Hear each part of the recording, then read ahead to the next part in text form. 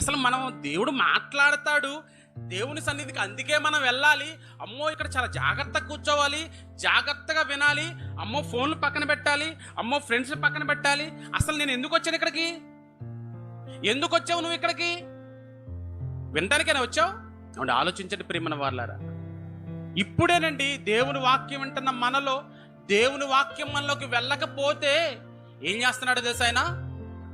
ఇప్పుడే గొడ్డలి చెట్ల వేరన ఉంచబడి ఉంది కనుక జాగ్రత్త పడండి, ఇప్పటి నుంచైనా ఫలించండి, దేవుడు నాటిన మొక్కగా ఎదగండి. రేపు నువ్వు వెళ్ళిపోయినా నీ మొక్క అలాగే ఉంటది చరిత్రలో. దానికి ఇబ్బంది లేదు. యేసుక్రీస్తు మొక్కలు ఏమైనా పడగొడుతున్నారు ఇప్పుడు ఎవరైనా? చెప్పండి. యేసు ప్రభు వారు ఏమండి మొక్కగా ఎదిగాడు కదా, చెట్టుగా, మహావృక్షం కదా, దాన్ని పడగొట్టేవాడు ఉన్నాడా ఎవరైనా? లేడు. నువ్వు లేకపోయినా నీ యొక్క ఆనవాలు ఇక్కడ ఉండిపోతాయి, చరిత్రలో ఉండిపోతే నీ గురించి.